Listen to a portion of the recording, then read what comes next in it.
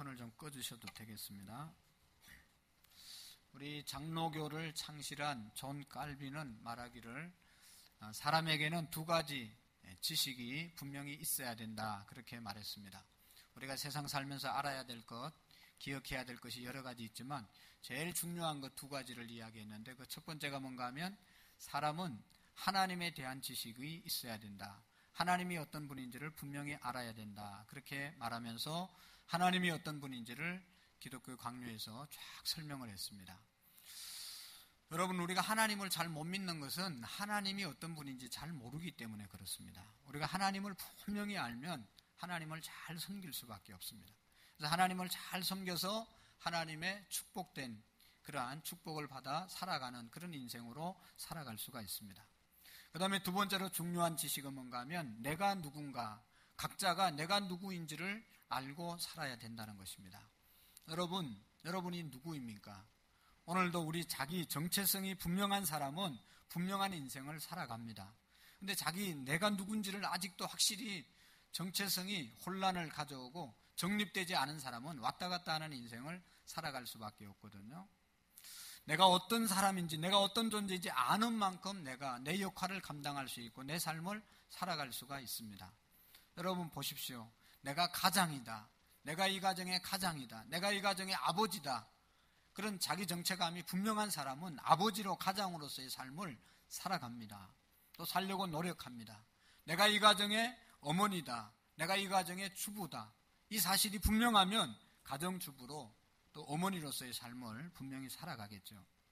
저녁할 때 돼서 기어나가는 그런 여자가 아니라 분명히 가정을 지키기 위해서 준비하겠죠. 여러분, 자식으로서 내가 자식이라는 그런 자기 정체성이 확실하면 자식으로서의 삶을 살아갈 것이고, 학생이다 그러면 학생으로서의 신분과 역할을 감당하게 될 것입니다. 중요한 것은 내가 누구냐를 알고 살아가는 삶인 것입니다. 사랑하는 성도 여러분, 여러분은 어떤 존재라고 생각하십니까?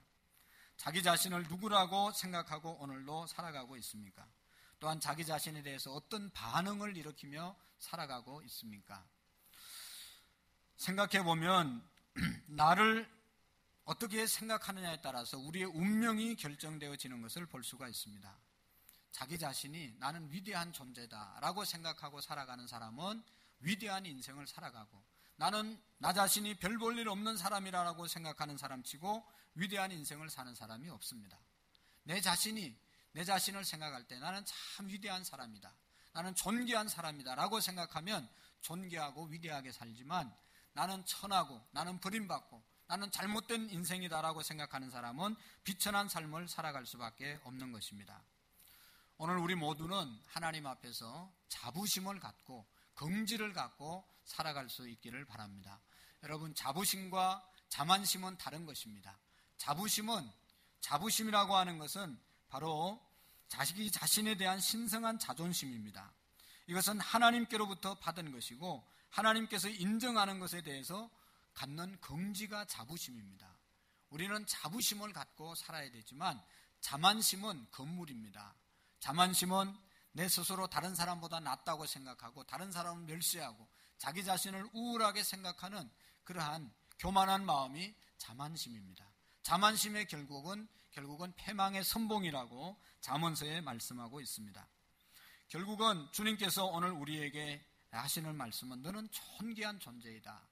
오늘 우리 청년들이 많이 왔는데 저는 여러분들에게 꼭 부탁드리는 것은 여러분 자신이 누구인지 다시 한번 분명히 정체감이 정립되는 그런 시간이 되기를 바랍니다.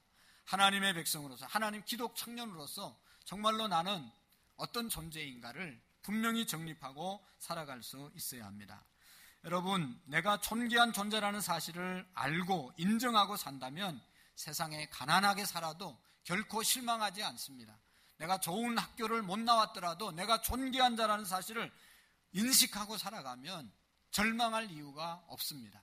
내가 존귀한 하나님의 자녀라고 하는 그런 인식이 분명하면 내가 원하는 대학에 떨어져도 자살하지 않고 성적이 떨어졌다 하더라도 나는 좌절하지 않습니다. 그 이유는 내가 성적보다 내가 잘 사는 어떤 그런 물질적인 것보다, 그 어떤 것보다 내가 존귀한 존재라는 사실을 기억하고 살아간다면 우리는 절망하지 않는 것입니다. 내 존재가 귀하다 생각하면 내가 실직해도 그것 때문에 자살하지 않고 그 어떤 것으로부터 우리를 지켜갈 수 있는 것입니다. 예수님께서 뭐라고 말씀했습니까? 마태복음 6장에 보면 공중에 나는 새를 보라. 그는 심지도 않고 거두지도 아니하지만 하나님께서 먹이시고 입히시고 기르시지 않느냐. 너희는 이것들보다 더 귀하지 않느냐 말씀하고 있습니다. 이 말씀은 너는 먹는 것이 없고 입을 것이 없어도 존귀한 존재다, 이렇게 말씀하시는 것입니다. 예수님께서는 비록 죄를 짓고 타락한 인간일지라도 하나님의 형상을 지녔기 때문에 우리 인간을 향해서 존귀한 존재라고 말씀하고 있습니다. 우리가 존귀하고 귀중한 이유 중에 하나는 하나님의 형상을 담고 살아가기 때문입니다. 하나님의 형상을 담은 존재이기 때문에 소중하고 귀중한 존재입니다. 오늘 다윗은 이렇게 노래하지 않습니까? 4절의 말씀에 보면 사람이 무엇이간데 주께서 저를 생각하시며 인자가 무엇이간데 주께서 그를 돌보시나이까. 내가 누군데 하나님께서 나를 돌보아 주시고 내가 누구이기에 하나님께서 나를 날마다 생각하시는가. 내가 이만큼 소중한 존재라는 것입니다. 다윗은 사람으로 태어난 것이 너무너무 감사해서 하나님께 이러한 감사에 감탄을 하는 것입니다. 사람이 무엇이간데 주께서 그를 생각하시며 인자가 무엇이간데 주께서 저를 돌보시나이까. 나를 천사보다 조금 못하게 만드시고 영화와 존귀로 간을 씌우셨나이다, 그렇게 고백하고 있습니다. 우리가 천사보다 조금 못한 존재이지만 하나님께서는 우리를 너무너무 존귀한 자로 여기신다는 것입니다. 왜 우리가 천사보다 조금 못합니까? 우리는 육체를 입고 있기 때문에, 천사는 좀 더 자유롭기 때문에 그런 말을 표현하고 있지만 결국은 천사보다 우리가 높은 지위에 있는 하나님의 자녀들이라는 것을 기억해야 합니다. 우리는 하나님의 자녀들입니다. 그러므로 천국에 가면 천사들이 우리를 섬기게 되는 것입니다. 지금도 이 천사는 하나님의 영적인 부리는, 하나님이 부리는 영적인 존재입니다. 하나님의 자녀들을 보호하고 하나님의 자녀들을 지키는 일을 천사들이 하고 있는 것입니다. 하나님께서는 우리에게 천사가 누릴 수 없는 영화와 존귀로 우리에게 관을 씌우신다고 말씀하고 있습니다. 이것은 하나님의 형상대로 우리 인간이 창조가 되었다는 뜻입니다. 창세기 1장에서 2장 내용에 보면 천지 창조하는 그러한 내용이 기록되어져 있는데, 하나님께서 창세기 1장 26절에 보면 우리의 형상대로, 우리의 형상을 따라 우리의 모양대로 우리가 사람을 만들고 라고 1장 26절에 말씀하고 있습니다. 여러분, 하나님께서 우리 인간을 만들 때 하나님의 형상대로, 하나님의 모양대로 하나님이 창조하셨다고 말씀하고 있습니다. 그런 거로 우리가 소중하고 존귀한 존재입니다.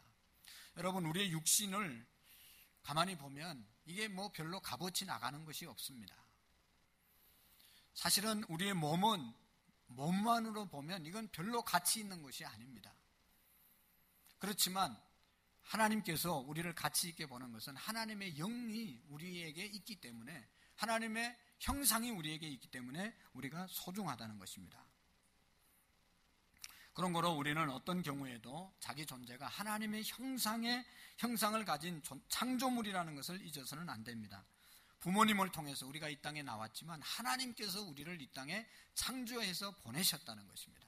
직장이 우리를 이 땅 가운데 보낸 것이 아니라 하나님께서 나를 창조하셨다는 인식, 창조적 존재라고 하는 신성한 창조적 인생관을 우리가 가지고 살아야 합니다.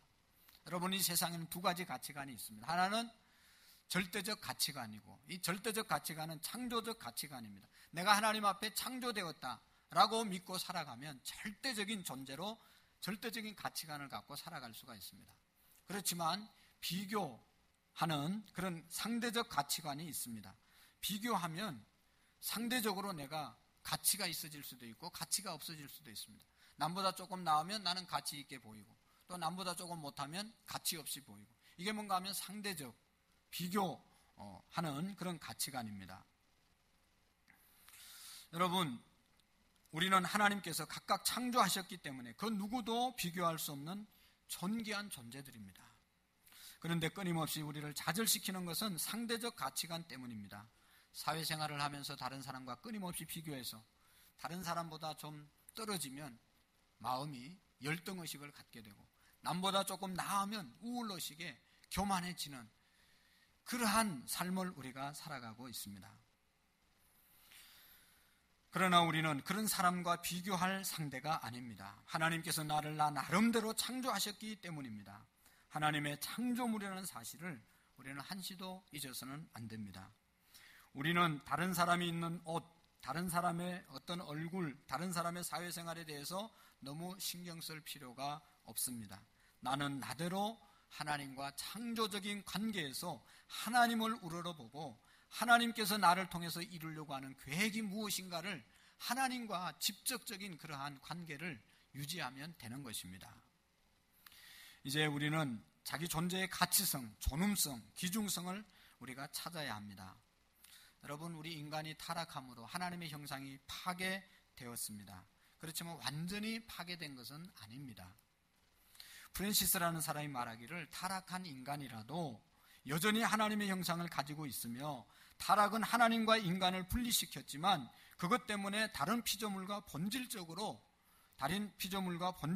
구분되는 인간의 속성을 제거한 것은 아니다, 그런 말을 했습니다. 우리가 타락한 인간이지만 동물과는 본질적으로 다르다는 것입니다. 우리는 벌레가 아닙니다. 시편 22편 6절에 보면 다윗은 나는 벌레요, 인간이 아닙니다, 그렇게 고백했는데, 그 말의 뜻은 우리 모든 인간이 벌레라는 그러한 인간의 존엄성에 대한 벌레가 아니고, 다윗이 죄를 짓고 난 다음에 고백한 내용이 시편 22편의 내용이거든요. 여러분, 더러운 벌레가 지나가고 나면 거기에 반드시 흔적이 남게 돼 있습니다. 우리가 죄를 짓고 나면 그 죄의 흔적이 남습니다. 이처럼 죄를 지은 인생은 벌레와 같은 흔적을 남긴다는 그런 뜻이지, 인간의 존엄성이 벌레와 동일하다는 뜻은 결코 아니라는 것입니다. 벌레와 같다고 그렇게 고백한 다윗이 오늘 시편 8편 4절의 말씀에 보면, 사람이 무엇이간데 주께서 돌보시고 인간이 무엇이간데 우리를 돌아보십니까? 생각해 주십니까? 라고 감탄하는 모습을 우리가 볼 수가 있습니다. 사랑하는 성도 여러분, 우리는 하나님의 형상대로 창조된 절대적인 존재이기 때문에 존귀하다는 사실을 기억할 수 있기를 바랍니다. 누가 우리를 존귀하다고 말씀했습니까? 하나님께서 우리를 존귀한 존재라고 말씀하신 것입니다. 두 번째로, 오늘 우리 주님을 믿는 그리스도인들은 예수님의 피값으로 산 존재라는 것을 우리가 잊어서는 안 됩니다.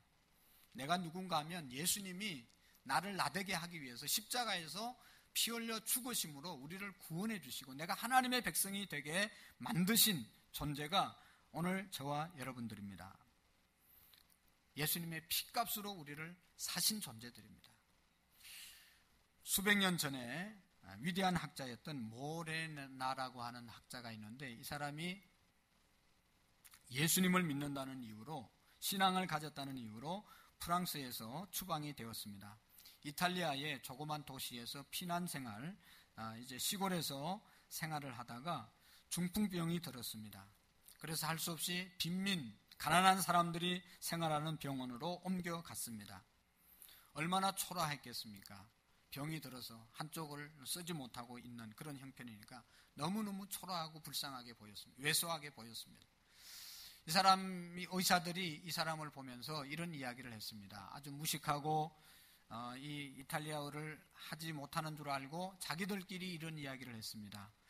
이 사람이 너무 초라하고 볼품없으니까 우리가 실험용으로 사용하자, 이 사람을 실험용으로 사용하자, 그런 이야기를 했습니다. 그 말을 듣자 이 모라나는 화를 내면서 당신들 사람을 가지고 무슨 그런 말을 하냐고 소리를 지르면서, 나를 똑똑히 보라고 소리를 지르면서 이야기했습니다. 나는 하나님의 창조한 사람이다. 나는 예수님께서 핏값을 지불하시고 산 사람이다. 똑똑히 보십시오 라고 자기를 향해서 의사들에게 담대하게 이야기를 했습니다. 의사들은 무식한 사람인 줄 알았다가 깜짝 놀랐다는 것입니다. 사랑하는 성도 여러분, 우리는 어떤 경우에도 자기의 존재의 가치를 인정할 수 있어야 합니다. 여러분, 고린도전서 6장 19절 20절의 말씀에 보면 사도 바울이 우리를 향해서 이렇게 말씀하고 있습니다. 너희 몸은 너희가 하나님께로부터 받은 너희 가운데 계신 성령의 전인 줄을 알지 못하느냐. 너희는 너희의 것이 아니라 값으로 산 것이 되었으니 그런즉 너희 몸을 하나님께 영광을 돌리라. 할렐루야. 너희 몸은 값으로 산 것이 되었다. 예수 그리스도의 핏값으로 우리의 몸을 샀다는 것입니다. 사랑하는 성도 여러분, 자기 존재 가치가 있다고 생각하면 생각할수록 살맛이 나는 것입니다. 여러분, 사람이 스트레스를 받지 않고 사는 유일한 비결이 있는데 그게 뭔가 하면 자기 존재 가치를 절대적으로 인정하는 겁니다. 어떤 순간 어떤 것보다 내가 존귀하다고 생각하면 스트레스 받을 일이 없습니다. 상대적인 가치, 비교의식에서 스트레스를 받는 것입니다. 예수님께서 우리를 구원하시기 위해서, 우리를 하나님의 자녀 만들기 위해서 피 흘려 우리를 핏값으로 산 존재라는 사실을 고백할 때 우리의 삶의 차원이 달라지게 될 줄로 믿습니다. 그리고 더 나아가서 오늘 본문의 말씀에 보면 우리는 누구냐? 그리스도인들은 이 세상을 주관하는 주인들이라는 사실을 말씀하고 있습니다. 자, 오늘 6절에 보면 주의 손으로 만드신 것을 다스리게 하시고, 주의 손으로 만드신 것을 다스리게 하셨다. 주님의 손으로 만드신 것이 뭡니까? 이 우주 만물, 모든 창조물을 하나님이 만드시고 그것을 누구에게 주셨다고요? 우리에게 주셨습니다. 다스리게 우리에게 주신 것입니다. 창세기 1장 28절의 말씀에도 보면 모든 것을 다스리고 통치하고 관리하라고 우리에게 위임해 주시는 그런 말씀이 있습니다. 여러분, 세상에 누가 주인입니까? 다스리는 자가 주인입니다. 관리하는 자가 주인입니다. 주의 손으로 만드신 것을 다스리게 우리에게 주셨기 때문에 다스리는 자가 주인입니다. 우리는 이 우주 만물을 하나님께서 다 만드시고 하나님을 믿는 하나님의 자녀들에게 위임해 주셨기 때문에 우리가 주인입니다. 여러분, 미국의 큰 농장을 하는 어떤 사람이 자기 재산을 자랑하면서 날마다 살았습니다. 그래서 다른 사람들도 그분이 부자라는 것을 인정하면서 그분이 나타나면 언제나 정중하게 인사를 했습니다. 그런데 한 사람만이 항상 이 사람의 그 권위를 인정하지 않고 항상 뻣뻣하게 이 주인에게 대했습니다. 그래서 하루는 이 주인이 불렀습니다. 초대를 했습니다. 그리고 아침을 식사를 근하게 대접하고 그 다음에 이 사람을 데리고 자기의 재산을, 자기의 농장을 구경시켜 주었습니다. 쫙 돌면서 이건 무슨 나무고 이건 뭐 수입이 얼마고 자기 자랑을 엄청나게 많이 했습니다. 그리고 점심을 먹고는 이제는 내 땅이 얼마나 넓은지 한번 구경을 해보시오 하면서 말을 타고 쫙 달리면서 자기의 땅을 자랑했습니다. 아무리 달려도 끝이 나오지 않습니다. 그래서 언덕 위에 올라가서 쫙 가르치면서 내가 오늘 하루 종일 돌아도 다 못 도는 땅이 내 땅입니다 하고 확 자랑하면서 이 사람에게 자랑을 했습니다. 그리고 데려와서 이제 저녁 식사를 하면서 서로 대화하면서 이런 대화를 했습니다. 주인이 물어보았습니다.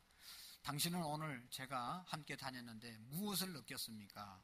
그렇게 물어보았습니다. 그때 이 친구가 하는 이야기가 이 세계는 당신이 소유한 것에 비하면 당신의 땅은 너무너무 적습니다. 이 세계에 비해서 당신이 가진 땅은 너무나 작은 땅입니다. 그런 이야기를 했습니다. 주인은 그런 말을 듣기 위해서 이 사람을 부른 게 아니고 당신의 재산은 엄청 많습니다. 이런 이야기를 들으려고 했는데 이 사람은 이 우주에 비하면 당신의 땅은 너무 적습니다. 그래서 주인이 깜짝 놀라서 그러면 당신은 얼마나 소유했습니까? 당신이 가진 땅은 얼마나 있습니까? 라고 물었을 때 이 사람이 하는 얘기가 저는 주께서 주신 모든 땅을 다스리는 자입니다. 그런 대답을 했다고 합니다. 사랑하는 성도 여러분, 역사의 중심이 어디에 있습니까? 이 세계의 중심이 어디 있습니까? 그것은 바로 내가 서 있는 자리입니다. 왜냐하면 다스리는 자가 주인이기 때문입니다. 이 나라의 주인이 누구겠습니까? 바로 납니다. 내가 주인의식을 갖고 살아가면 이 나라는 나의 나라가 되는 것입니다. 주인의식이 없는 대통령보다 주인의식을 갖고 있는 보통 국민이 더 애국자입니다. 주인의식을 내가 가지면 내가 이 세계의 주인이 되는 것입니다. 여러분, 자기가 청소하는 그 자리에서 내가 이 세상의 주인이다라고 생각하고 청소를 하면 그 모든 것은 다 자기의 집이 되는 것입니다. 회사에서 사장이지만 주인처럼, 회사에 사장이 따로 있지만 내가 회사에서 주인처럼 일하면 그 사람이 주인이 되는 것입니다. 역사의 발전은 주인의식을 가지고 살아간 사람들의 결과물입니다.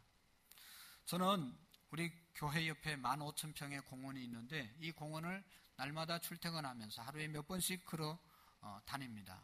지나다니는데 지나다닐 때마다 이 공원은 우리 교회 공원이다 생각하고 한 번도 의심한 적이 없습니다. 그러면서 휴지가 있으면 휴지를 줍고, 나무가 이렇게 가려 있으면 나무를 치우고, 돌을 누가 이렇게 중간에 갖다 놔서 돌을 치우면서 항상 이 공원은 우리 교회 공원이다, 내가 주인이다, 그런 생각을 하고 늘 지나다닙니다. 등기는 안 돼 있지만 저게 다 제 땅입니다. 여러분 아시는지 모르지만 그런 주인의식을 가지고 살아가는 것입니다. 제가 부교육자 생활을 하면서, 전도사 부목사를 하면서 한 번도 이 교회는 내 교회가 아니다 그런 생각을 한 적이 없습니다. 열심히 내 교회이기 때문에 열심히 섬기고 봉사했기 때문에 하나님께서 복을 주시고, 한 번도 나는 이 교회 부교육자가 아니고 담임 목사다라고 생각하고 일했지, 나는 부교육자다 그래가지고 눈치만 보고 이게 내 것 아니고 나는 언젠가 떠날 사람이다 그런 생각을 해본 적이 없습니다. 그렇기 때문에 주인의식을 가졌기 때문에 항상 열심히 일할 수가 있었던 것입니다. 사랑하는 성도 여러분, 이 세상의 주인으로 살아갈 수 있기를 바랍니다. 하나님께서는 우리를 주인이라고 말씀하고 있습니다. 여러분, 사장님과 노동자의 차이점이 뭔지 아십니까? 사장님은 회사가 어려워지면 자기의 모든 재산을 투자해가지고 그 회사를 살리려고 발부둥 치는 사람이 사장입니다. 사원은 회사가 어려워지면 자기의 챙길 몫을 어떻게 해서든지 챙기려고 생각하는 사람이 사원입니다. 내가 있는 그곳에서 희생하고 헌신하고 주인의식을 갖고 살면 그 현장에서 내가 주인이 되어질 수 있습니다. 여러분, 이 우주 만물의 주인이 누구라고 생각하십니까?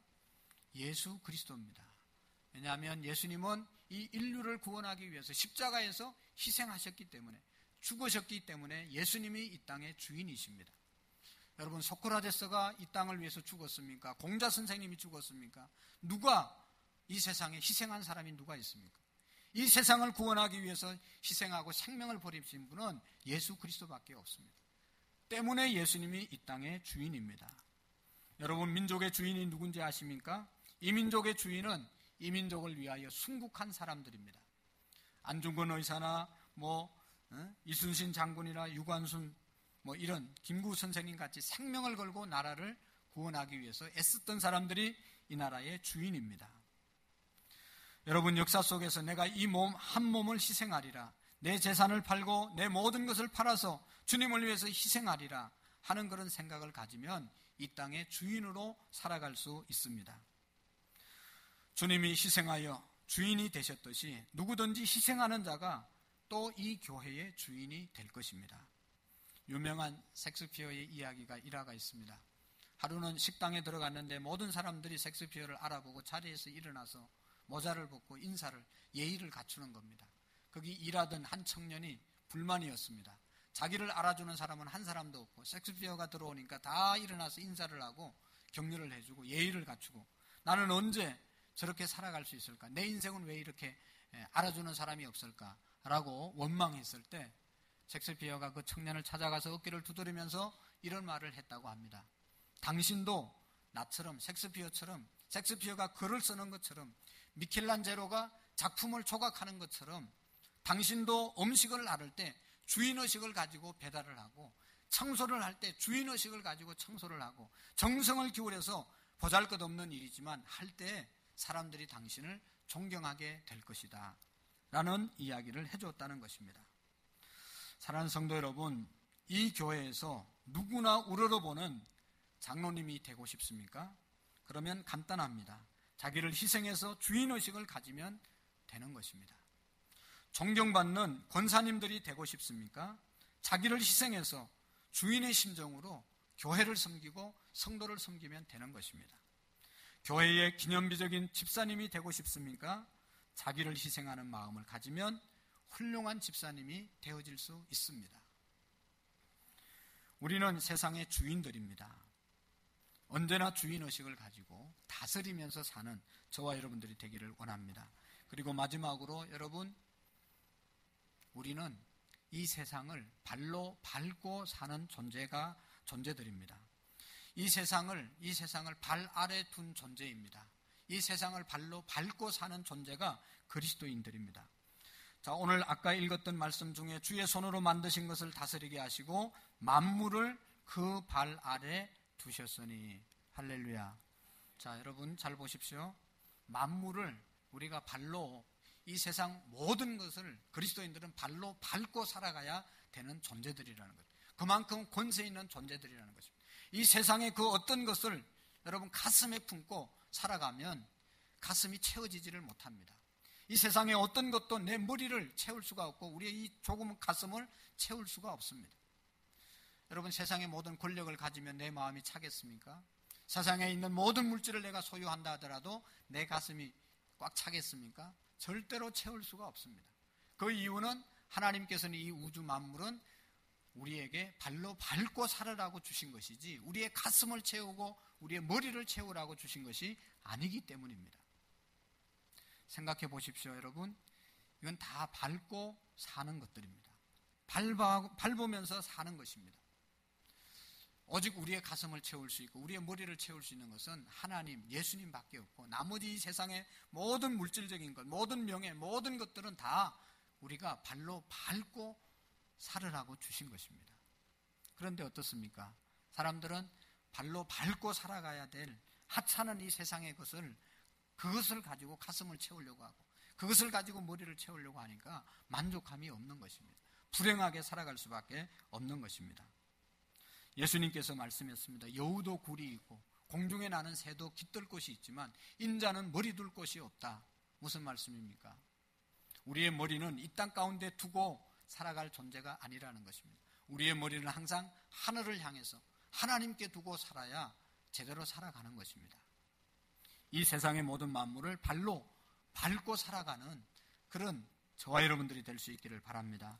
사랑하는 성도 여러분, 우리는 하나님의 존귀한 자녀들입니다. 그 이유는 하나님께서 하나님의 형상대로 우리를 창조하셨기 때문입니다.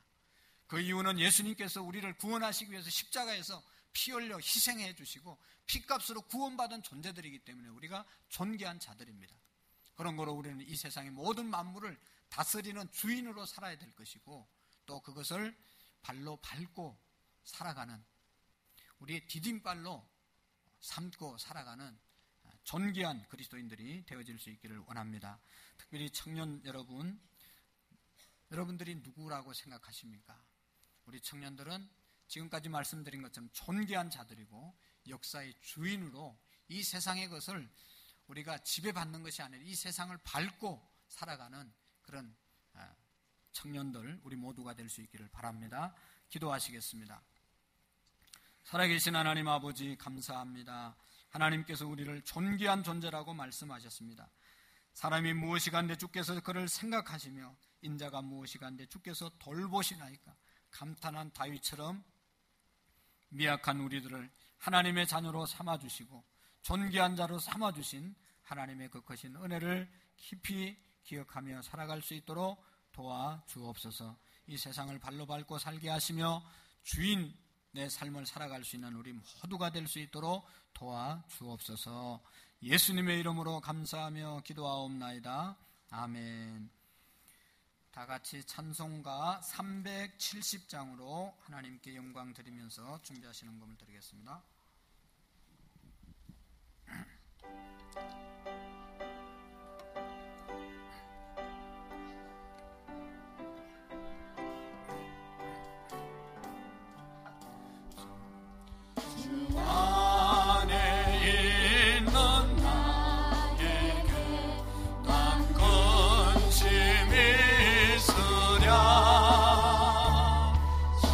십자가 밑에 나아가 내 심을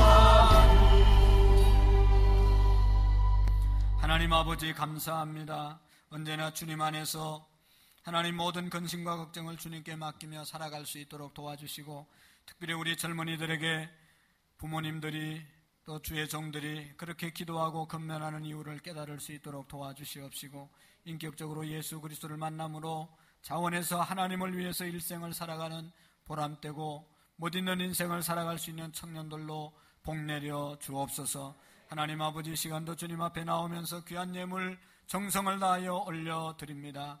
이 예물을 통하여 하나님 영광 받으시고 쓰여지는 곳에 하나님의 나라가 확장되어질 수 있도록 도와주옵시고, 하나님 하루속히 우리 교회가 모든 부채를 정리하고 더 선교하는데, 하나님 구제하는데 하나님 나라의 귀한 물질을 사용할 수 있도록 도와주옵소서. 매주마다 새로운 영혼들을 보내주시고 우리 모두가 끊임없이 영혼을 구원하려고 하는 열정과 믿음으로 불탈 수 있도록 도와주옵소서. 하나님 아버지, 평일날 주일날 시간 들여 몸 들여 하나님 앞에 봉사하는 수많은 손길들이 있습니다. 알게 모르게 헌신하고 봉사하는 손길들을 복내려 주시고 저들의 작은 헌신을 통하여 하나님의 나라가 온전하게 세워질 수 있도록 도와주옵소서. 이제 하나님 아버지, 여름 수련회를 앞두고 있습니다. 하나님 아버지, 교사들에게 건강과 지혜와 능력과 성령의 충만한 하나님의 능력을 허락해 주셔서 감사함으로 능력 있게 하나님의 일들을 감당해 갈 수 있도록 도와주시옵소서. 우리 모두에게 성령 충만함으로 사역할 수 있도록 도와주시옵시고, 성령 충만함을 받기 위하여 새벽을 깨워 기도하는 사역자들이 되게 해 주옵소서. 사업을 하는 살아가는 성도들에게 하나님 지혜를 주시고 건강을 주시고 하나님 아버지, 사업하는 목적을 분명히 알 수 있는 은혜를 베풀어 주옵소서. 직장생활하는 성도들에게 직장에서 존경받고 사랑받는 자들 되게 하시고 하나님 앞에 인정받고 쓰임받을 수 있도록 하나님 복을 내리워 주옵소서. 11조 헌금을 드린 성도들, 건축 헌금을 드린 성도들, 또 아버지 하나님이여 성전 부지 헌금 1,000번째, 제목을 따라 드린 모든 예물들 위해 차량 헌금, 맥주 감사 헌금 하나님 일일이 기억하시고 우리 하나님 앞에 더 많은 것 드릴 수 있는 물질의 복과 풍성한 믿음을 허락해 주옵소서. 심은 것보다 더 많이 주시는 주님을 기대하며 하나님 앞에 신실하게 물질 생활 잘 감당할 수 있는 자들이 되게 해 주옵소서. 병상에 있는 영혼들, 또 하나님 육신의 연약함을 이끌고 이 자리에 나온 성도들에게 피 묻은 손으로 어루만져 주셔서 더 강건함으로 살아갈 수 있도록 하나님 복을 내리워 주옵소서. 예수님의 이름으로 감사하며 기도하옵나이다. 아멘.